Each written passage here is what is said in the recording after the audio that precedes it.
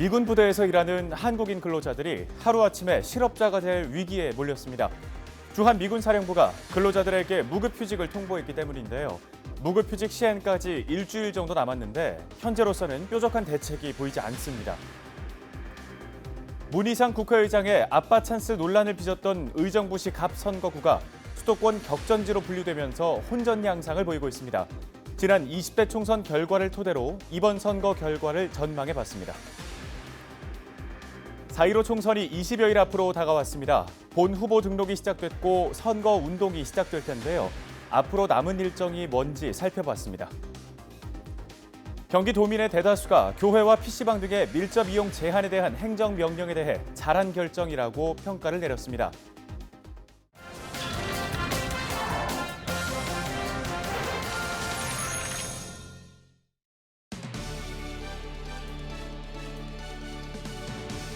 시청자 여러분 안녕하십니까? 헬로티비 뉴스 나라 시작합니다. 미군 부대에서 일하는 한국인 근로자들이 하루아침에 실업자가 될 위기에 몰렸습니다. 주한 미군 사령부가 근로자들에게 무급 휴직을 통보했기 때문인데요. 근로자들은 마음 졸이며 이 상황을 지켜보고 있는데 뾰족한 대책은 보이지 않습니다. 이지훈 기자가 취재했습니다. 무급휴직 한국인 노동자에 대한 대책을 즉각 수립하라! 무급휴직 시행까지 남은 기간은 일주일여. 주한미군 한국인 근로자들은 벼랑 끝에 내몰렸습니다. 13,000 조합원들과 그리고 가족들에게도 진심으로 위로와 죄송하다는 말씀 드리겠습니다. 기자회견 당일 주한미군 사령부는 한국인 근로자들에게 무급휴직을 최종 통지했습니다. 통지서에는 4월 1일부터 무급휴직에 처하게 될 것이라며 급여를 받지 않고 자원에서 일하는 것도 허용되지 않는다고 적혀 있습니다. 언제까지 이렇게 하겠다는 시한도 없습니다. 이 통보를 받은 주한미군 한국인 근로자는 4,000명, 전체 한국인 근로자의 3분의 1에 달합니다. 주한미군은 앞서 두 차례에 걸쳐 같은 통보를 했습니다. 한미 간 방위비 분담금 협정이 타결되지 않은 점을 이유로 들었는데 한국인에게 지급할 급여 자금이 곧 소진될 것이라고 했습니다.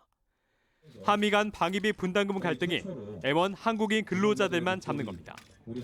당초 미국은 우리 정부에 현재보다 5배 많은 5조 원의 방위비 분담금을 요구했고 우리 정부는 수차례 받아들일 수 없다는 입장을 밝혔습니다. 지난해부터 이어진 이 줄다리기는 여전한 상황. 미국이 원하는 수준의 방위비 분담금을 받기 위해 무급휴직이라는 압박 카드를 꺼냈다는 분석이 나옵니다. 지금 무급휴직을 하는 것은 미국이 자신들이 요구한 50억 달러를 받아내기 위해서 한국인 노동자들을 볼모로 해서 한국 정부를 압박하기 위한 그런 수단이라고 봅니다. 우리 정부는 최근 미국과의 방위비 분담금 협상에서 한국인 근로자 인건비 문제라도 우선 합의하자고 미국 측에 제안했지만 받아들여지지 않았습니다. 정부는 또 이달 안에 미국과의 분담금 협상을 결론 짓겠다는 계획이지만 코로나19 사태로 대면 협의마저 어려워 시간적으로나 물리적으로 쉽지 않은 상황입니다. 헬로티비 뉴스 이지훈입니다. 다음 소식입니다. 제21대 국회의원을 뽑는 4.15 총선 후보자 등록이 26일부터 시작됐습니다. 중앙선거관리위원회는 26일부터 이틀 동안 오전 9시부터 오후 6시까지 관할 선거구별 선거관리위원회에서 후보자 등록 신청을 받는다고 밝혔습니다. 정당의 지역구 후보자들은 정당 추천서와 병역, 납세 증명서 등을 내야 하고 무소속 후보자는 유권자의 추천장 등을 선관위에 제출해야 합니다. 등록을 마친 후보자들은 선거 기간이 시작되는 다음 달 2일부터 본격적인 선거 운동을 할 수 있습니다.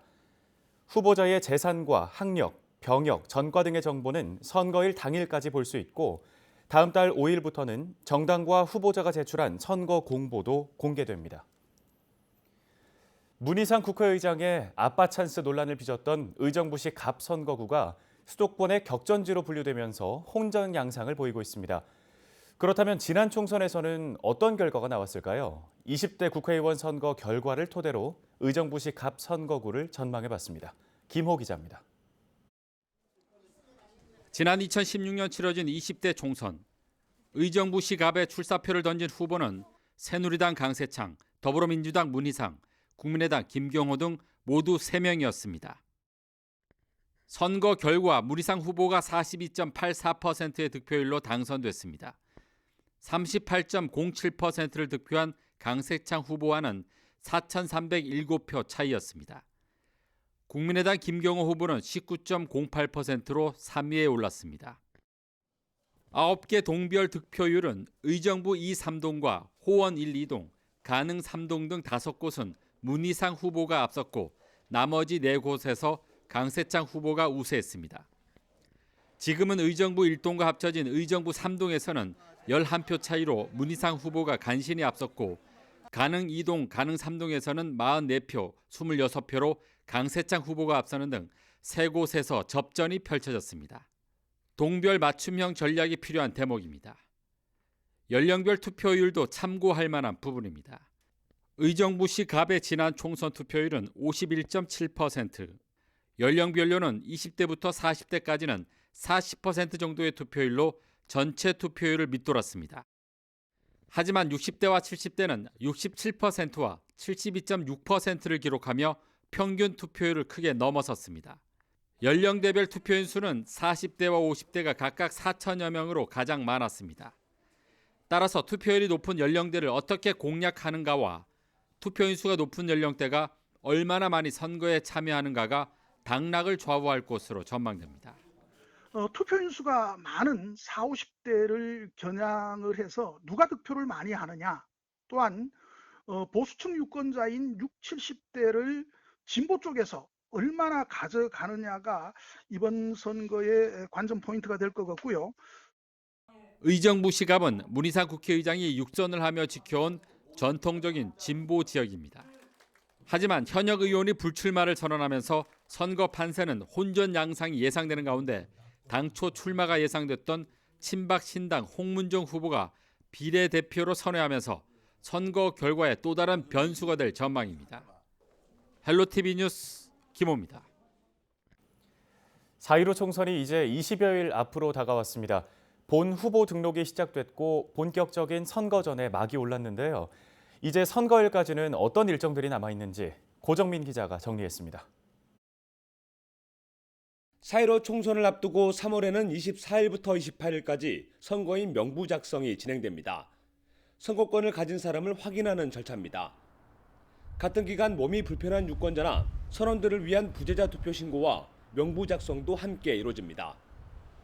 명부가 나오면 4월 1일부터 6일까지는 해외 거주자를 위한 재외투표, 7일부터 10일엔 선상투표가 진행됩니다.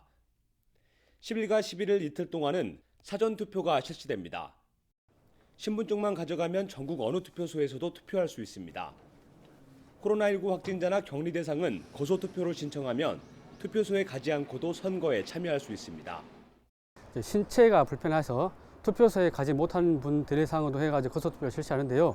이번 코로나19 확진자에 대해서도 거소투표 대상자에 참여할 수 있기 때문에 꼭 신청해 주시기 바라겠습니다. 총선 출마자의 후보 등록은 26일부터 이틀 동안 진행됩니다.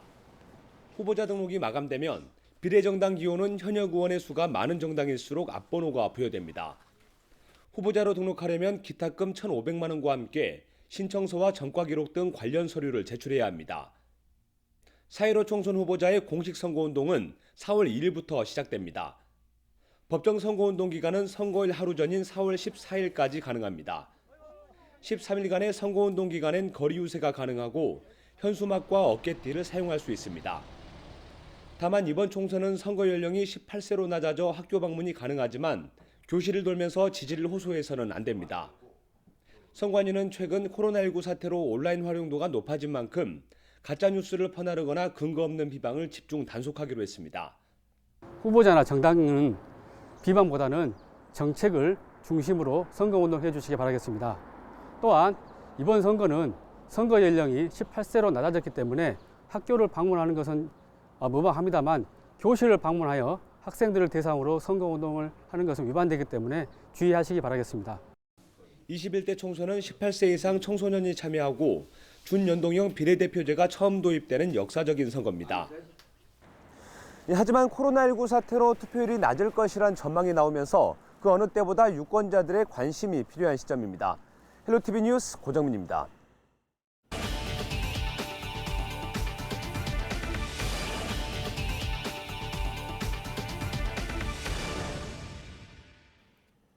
우리 지역을 주목하게 만드는 이슈 메이커들 살펴보겠습니다. 첫 번째 이슈 메이커는 마스크 자원봉사에 나선 주민들입니다. 의정부와 양주 등지에서 코로나19 극복에 힘을 보태고자 취약계층을 위한 착한 마스크 만들기에 여념이 없는 자원봉사자들이 화제입니다. 자원봉사자들은 주말도 반납한 채 원단 구매를 시작으로 저마다 옛날에 익혔던 기술들을 살려 마스크를 제작했는데요. 이렇게 제작된 마스크는 의정부 관내 취약계층에 우선 배분될 예정입니다. 두 번째 이슈 메이커는 최용덕 동두천 시장입니다. 최 시장, 지역 내 교회 119개소에 서한문을 보냈습니다. 신앙의 자유와 종교 집회는 존중돼야 하지만 재난을 조속히 극복하고 일상으로 돌아가기 위해서는 협조가 중요하다며 온라인 영상 예배와 가정 예배를 간곡히 호소했는데요. 정부의 권고에도 예배를 강행하는 교회들이 코로나19 장기화의 변수로 제기되는 이때 찬바람보다 따뜻한 바람이 나그네의 겉옷을 벗기듯 최 시장의 편지가 지역 내 종교계의 자발적인 협조를 이끌어낼지 주목됩니다. 마지막 이슈 메이커는 연천 육군 5사단 장병들입니다. 코로나19 확산으로 전국의 혈액 보유량이 급감하자 팔을 걷어붙인 이들은 다름 아닌 장병들인데요. 국민을 지키는 군인으로서 헌혈 릴레이에 참여할 수 있어 기쁘고 앞으로도 국민을 지키는 일에 적극 동참하고 싶다는 다부진 소감을 밝혔습니다. 그동안 1,300여 명 장병들이 헌혈한 혈액량은 총 53만 밀리리터. 사단은 국가 혈액 수급 위기 상황을 극복하기 위해 사랑의 단체 헌혈을 지속해 나가겠다는 계획을 덧붙였습니다. 지금까지 우리 지역을 주목하게 만드는 이슈 메이커들 만나봤습니다. 다음 소식 전해드립니다. 경기 도민의 대다수가 교회와 PC방 등의 밀접 이용 제한에 대한 행정명령에 대해 잘한 결정이라고 평가했습니다. 경기도가 지난 21일 18세 이상 도민 1,000명을 대상으로 종교시설과 PC방 등 다중이용시설에 대한 밀접 이용 제한 행정명령에 대해 설문조사를 실시한 결과 93%가 잘한 결정이라고 답했습니다. 또 1조 9천억 원 규모의 코로나19 대응 추경 편성에 대해서는 72%가 도움이 될 것이라고 응답했습니다. 이 밖에 59%의 도민은 코로나19로 우울감을 느낀 적이 있다고 답했고 사회적 거리두기 캠페인으로 만남이 줄면서 정서적 소통 부족을 호소하는 도민도 절반이 넘은 것으로 조사됐습니다. 경기도 시군의원과 공공기관장의 평균 재산은 10억 원에 가깝고 전년보다 6천여만 원 가까이 늘어난 것으로 분석됐습니다. 경기도 공직자윤리위원회가 시군의원 446명과 공공기관장 12명 등 458명의 재산 신고 사항을 공개한 결과 1인당 평균 재산은 9억 7,220만 원이었습니다. 또 지난해 9억 1,219만 원이었던 재산은 1년 만에 5,800여만 원이 증가했는데요. 재산 총액이 가장 많은 공직자는 112억 7천여만 원을 신고한 남양주시의회 김지훈 의원이었으며 공공기관 중에는 경기연구원 이한주 원장이 50억 5,622만 원으로 최고 자산을 기록했습니다. 경기도가 농촌 지역의 유기견 발생과 들개화를 막기 위해 마당개 중성화 수술 지원 사업을 추진한다고 지난 25일 밝혔습니다. 마당개란 농촌 지역에서 주인이 있지만 특별히 관리하지 않고 마당에 풀어놓는 개를 뜻하는데요.